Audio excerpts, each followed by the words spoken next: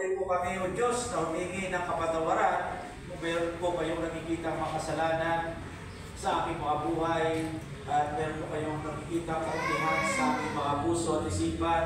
Patuloy po kami na nagpapalinis sa pamagitan ng banal na dugo ng aming Panginoong Hesus. Gawin niyo po kami karapat-dapat upang kami, O Diyos, ay humulog sa inyong banal na paanan sa umagang ito.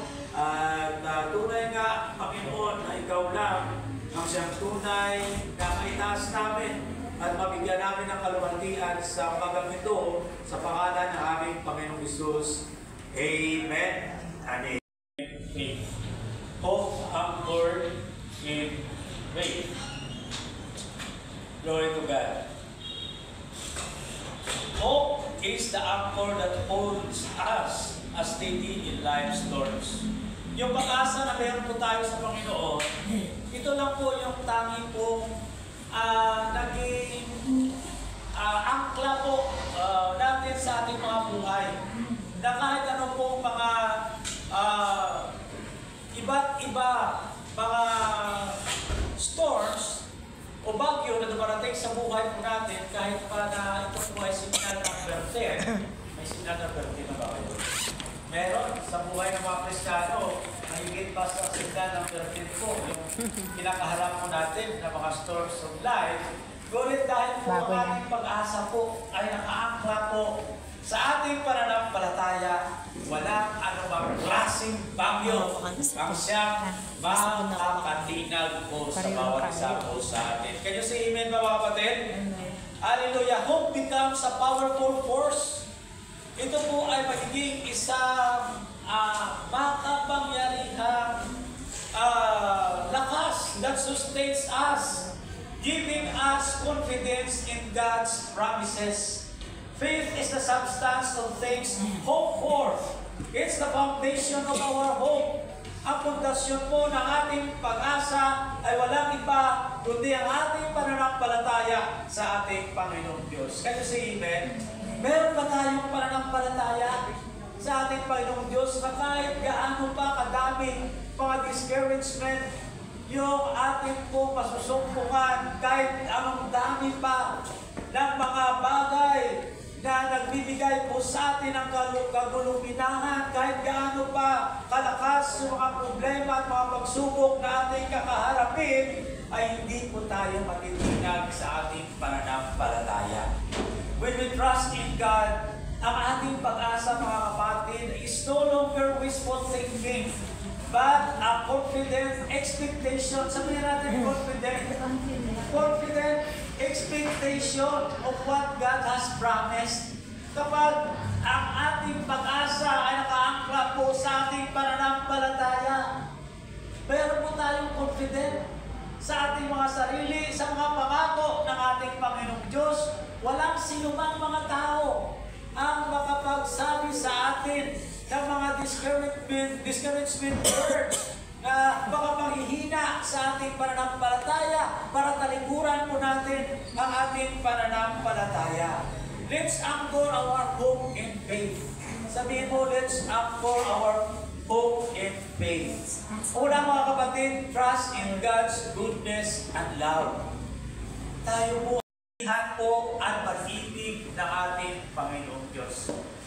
Pwede ba natin pagkatiwalaan ang ating Panginoon sa kanyang kabutihan? Pwede po natin ba siyang pagkakatiwalaan sa kanyang pag-ibig para po sa atin? Alam mo mga kapatid, ang pag-ibig ng tao, kung minsan nagbabago po yan. Kung minsan tinuturing mo na kapatid na siyang magsuporta sa iyo mula sa umpisa hanggang sa wakas. Magugulat ka na lang. Tatalikuran ka na nila. Pero ang Panginoong Diyos kailanman, dahil sa kanyang pag-ibig sa atin, hindi niya tayo kayang talikuran. Kayo si Amen. Malabakan mo natin po sa ating mga buhay, sa gitna ng maraming mga pag-uusik sa atin at mga persecution sa atin, nandyan lagi ang Panginoon sa tabi natin at sinasabi niya, anak, magpakatatag ka. Kahit kailan hindi kita iiwan, hindi kita pababayaan. Can you see Amen? Glory to God. Trusting in God's goodness and love is the foundation of the Christian faith. Ito po ang foundation po ng ating pananampalataya, yung ating pagtitiwala sa pagmamahal at kabutihan po ng ating Panginoong Diyos. It's about believing that God is for us, not against us. Sabihin mo, God is for me. God is for me. Kakampi ko ang Diyos at kailanman hindi po siya laban sa atin. Kayo si Amen ba mga kapatid? At kung sino man yung lalaban sa atin ay kalaban din ng ating Panginoong Diyos. Kayo si Amen? Not against us, and that He desires our best. Wala pong ibang hangarin ng ating Panginoong Diyos, kundi po para po sa ating kabutihan. Wala pong ibang hangarin po ang ating Panginoong Diyos, kundi po para po sa ikalalago, para po sa ikabubuti ng kanyang gawain sa lugar na ito. Kayo si Amen? Ano ba nakagawin ng ibang mga tao para ang gawain niya dito ay wasakin, para ang gawain niya rito ay sirain? Hindi kaya, hindi po kayang sirain ng sinumang mga tao ang gawain ng ating Panginoong Diyos. Dahil ito po ay kanyang gawain at siya ang nagsisimula po nito at siya rin ang magsusustain nito. Kayo si Amen mga kapatid. Ang pag-ibig ng Diyos sa iyo, infinite goodness. Hindi po nagbabago po ang kabutihan din ng ating Panginoong Diyos. God's nature is goodness, and He works all things for our ultimate good. May mga pangyayari sa buhay mo natin na para bang nahirapan po tayo, para bang hindi naman ito yung will ni Lord. Bakit nangyayari po ito sa buhay po natin? Hindi naman ito kalooban ng Panginoon na magsasuffer ang ating gawain. Hindi naman ito kalooban ng Panginoong Diyos na tayo po ano pang hinaan ng loob. Bakit naman nangyayari minsan sa ating mga buhay na makakaranas po tayo ng matitinding mga pagsubok at problema para lang papanginaan tayo ng loob, mga kapatid. Ano pa ang mga pangyayari sa buhay po natin, whatever circumstances na meron po tayo sa ating buhay, may magandang purpose ang ating Panginoong Diyos. Can you see Amen? Glory to God.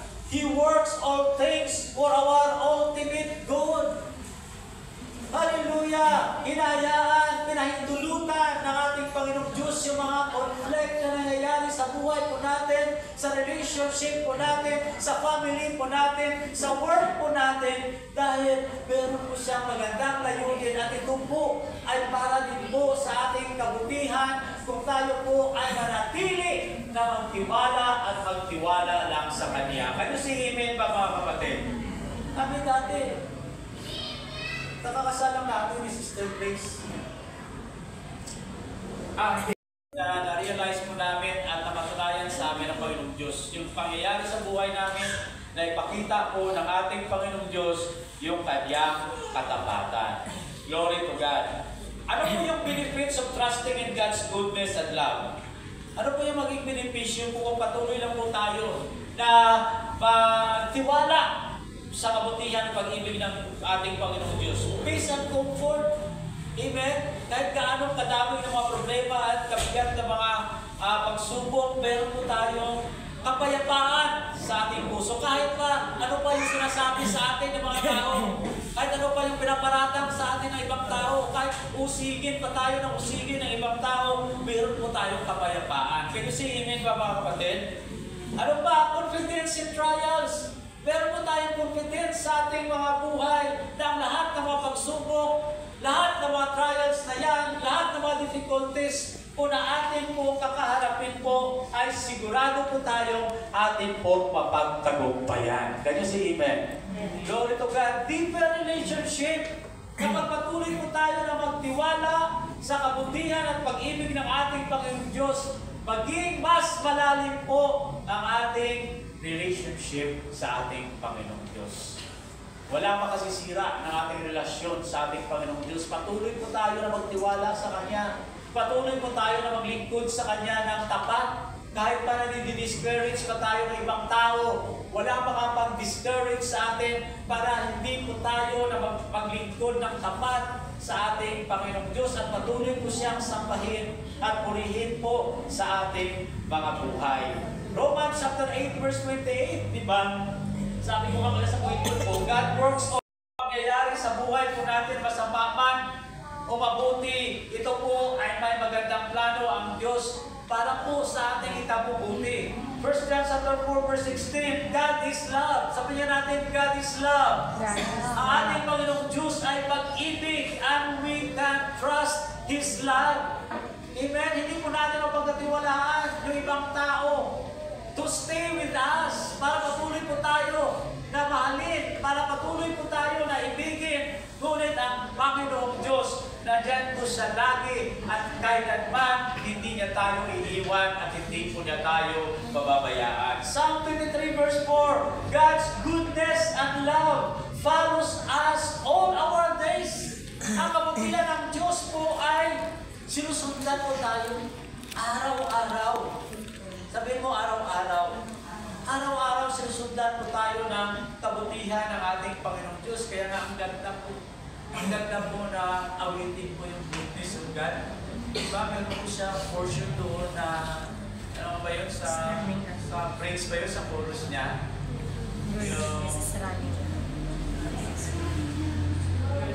Running after.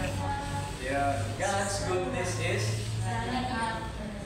running after, di ba? Lagi po tayo hinahabol po ng kabutihan ng ating Panginoong Diyos. So let's anchor our hope in faith. Pangalawa, hold on to God's promises. Patuloy lang po tayo na kumapit po sa mga pangako ng ating Panginoong Diyos. Di ba? Yung expression po dito sa mundo, ng mga tao dito sa mundo, pag nasa kapitan ka na, nung sabi, kapit sa patalim. Bago tayo kumapit sa patalim, masakit yun. Masakit yun pag sa patalim po tayo kakapit. Pero saan po tayo kakapit? Kakapit po tayo sa pangako ng ating Panginoong Diyos. Amen? Holding on to God's promises is a powerful way to anchor our faith and find hope in challenging times. God's promises are declaration of His commandment to us. And they provide assurance. Sabi nga natin assurance. And it provides comfort and guidance. Yun po kapag kumapit po tayo sa pangako ng ating Panginoong Diyos. Amen ba mga kapatid? Ito po yung angkla po natin ng ating pananampalataya at makaranas po tayo ng pag-asa. Pagkaroon po tayo ng pag-asa sa mga panahon na china-challenge po tayo sa ating mga buhay. Na china-challenge po tayo sa ating paglilingkod sa ating Panginoong Diyos. Ano man ang isipin ng ibang tao, patuloy po natin panghawakan ang pangako ng Diyos na kailanman hindi niya tayo iiwan. Can you see, amen?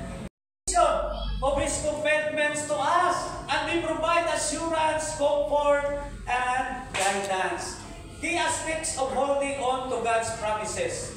Bakit kailangan po natin na patuloy po na panghawakan po ang pangako ng Diyos? Una, because God's promises are rooted in His unchanging character, unchanging nature. Ibig sabihin ng Diyos po natin, kailanman ay hindi nagbabago. Siya po ay He is the same yesterday, today, and forever. Can you see Him, man? Siya ang Diyos sa atin ngayon. Siya ang Diyos ang nagtupad ng kanyang pangako kay Abraham. Siya rin ang Diyos na magtutupad ng kanyang mga pangako sa atin ngayon. Can you see Him, man?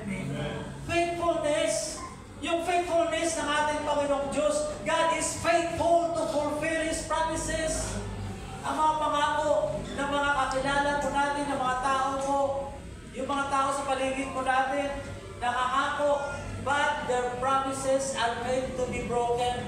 Amen. They are made to be broken. Hindi mo maasahan, pero ang pangako ng Diyos, tunay nga na ito po ay maaasahan. Kaya si Amen. Lagi po tayong merong katiyakan, meron po tayong kasiguraduhan lagi po sa mga pangako ng ating Panginoong Diyos.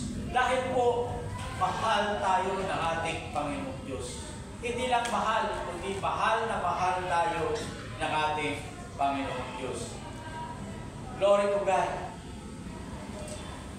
2 Peter chapter 1 verse 4, sabi dito, and because of His great precious promises, these are the promises that enable to share His divine nature and escape the world's corruption caused by human desires. Ano man yung gawin po na umalang na pag sisirain ka ng ibang tao o yung mga corruption na gagawin mo niya para masira lang po tayo, ay hindi po ito manaig po sa ating mga buhay. Dahil po sa pinanghawakan po natin na great and precious promises mula po sa ating Panginoong Diyos. God's promises give us participation in His divine nature. Anong ibig sabihin ito, mga kapatid? Na kapag ang Panginoong Diyos ay nasa ating buhay at patuloy po tayo na nagtitiwala sa Kanya, yung kapangyarihan ng ating Panginoong Diyos upang magkaroon po tayo ng lakas para ma-endure ang mga difficulties sa ating mga buhay. Ano ba sa atin? Can you say amen? Yung kapangyarihan at kalakasan na nagagaling sa Diyos ay baka sa atin din. Yun po ang pangako ng ating Panginoong Diyos. Kaya magpakatatag lang tayo lagi. Sabihin mo sa katabi mo, magpakatatag lang tayo. Amen? Magpakatatag lang tayo lagi. Titignan lang natin lagi ang pangako ng Diyos at ang mga sinasabi ng salita ng Diyos. Huwag mo tayong makinig sa mga solsol sa atin ng mga tao o sino at mga sinasabi ng Diyos sa kaniyang mga salita. Hebrews chapter 10 verse 23, let us hold tightly without wavering to the hope we affirm to God that we trusted to keep His promise. Paulit-ulit po, napakadami mga verses po sa Bible na mababasa po natin kung gaano po katapat ang ating Panginoong Diyos sa kanyang mga pangako. We can hold and we're firmly to God's promise. Mapanghawakan po natin ang mga pangako po ng ating Panginoong Diyos. Isaiah chapter 14 verse 8, the grass withers and the flowers fade, but amen, matutuyo lahat ang mga damo, yung mga bulaklak ay ang tawag dito, pupupas lahat. But ang salita ng Diyos, ang pangako ng Diyos stands forever. Can you say amen? Amen. Kaya lagi lang po tayo na tumingin po at panghawakan po natin itong mga pangako ng ating Panginoong Diyos. Pangatlo, let's anchor our hope in faith, stand firm in the face of challenges.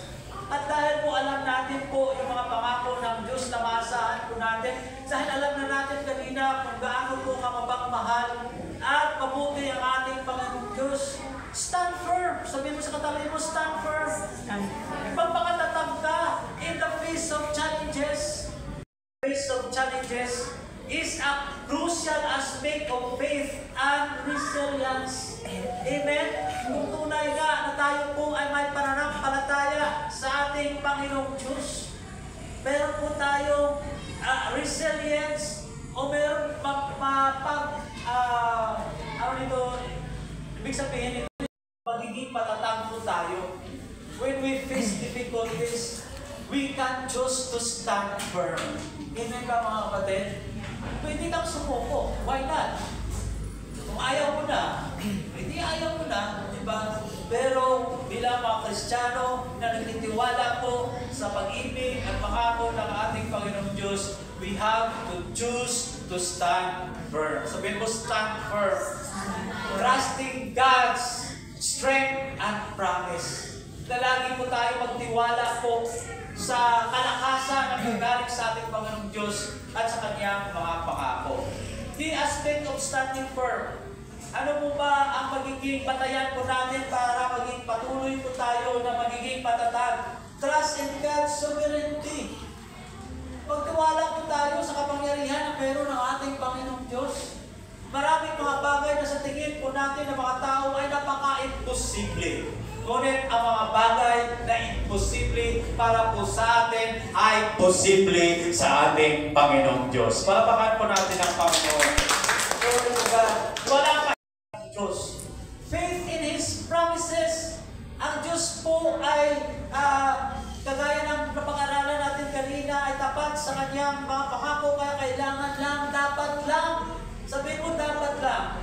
Dapat lang tayo magtiwala po sa pangako ng ating Panginoong Diyos.